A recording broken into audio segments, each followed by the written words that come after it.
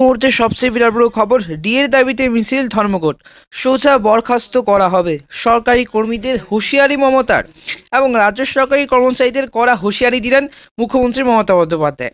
যে রাজ্য সরকারি কর্মচারীদের একাংশ কেন্দ্র হারে বকেয়া মহার্ঘ ভাতা দাবিতে এই মহামিছিল করবেন তারা রাজ্য সরকারি কর্মচারীরা, এবং তার উল্টো পথে কিন্তু মুখ্যমন্ত্রী মমতা বন্দ্যোপাধ্যায় কড়া হুঁশিয়ারি দিলেন আবার রাজ্য সরকারি কর্মচারীদেরকে।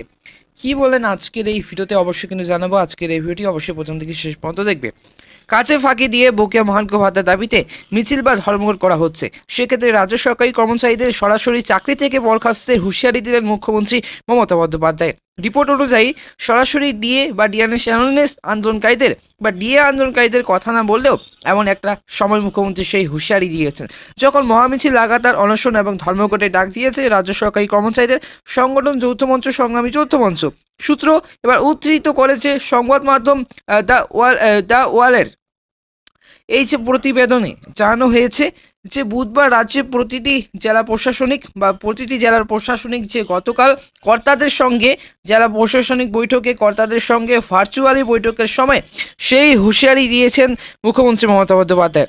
তিনি কড়া ভাষায় এবং জানিয়ে দিয়েছেন যে রাজ্য সরকারি কর্মচারীরা যদি কাজে ফাঁকি দেন বা রাজ্য সরকারের সঙ্গে কোনো রকম অসহযোগিতা করেন তাহলে আর নরম মনোভাব দেখাবে না রাজ্য সরকার। একেবারে কড়া পদক্ষেপের নির্দেশ দেন তিনি, এবং সেই কড়া পদক্ষেপটা ঠিক কী হবে তাও কিন্তু মমতা বলে দিয়েছেন বলে ওই প্রতিবেদনে জানানো হয়েছে। ওই প্রতিবেদন অনুযায়ী প্রশাসনিক কর্তাদের মমতা বলেছেন যে একেবারে সরাসরি বরখাস্ত করে দিতে হবে কাজে ফাঁকি দেওয়া রাজ্য সরকারি কর্মচারীদেরকে। সেজন্য সার্ভিস রুলের 56 যে ধারা প্রয়োগের নির্দেশ দিয়েছেন, তারপর যা হবে সেটা তিনি দেখে নেবেন বলেও আশ্বস্ত করেছেন মমতা বন্দ্যোপাধ্যায়। কিন্তু সার্ভিস রুলের 56 যে ধারা আদতে কি রাজ্য সরকারি কর্মচারীদের একাংশের দাবি ওই ধারা প্রয়োগ করে রাজ্য সরকারি কর্মচারীদের চাকরি থেকে বরখাস্ত করা যায় না। সেই ধারা প্রয়োগ করলে বড় জোর সার্ভিস ব্রেক হতে পারে রাজ্য সরকারি কর্মচারীদের।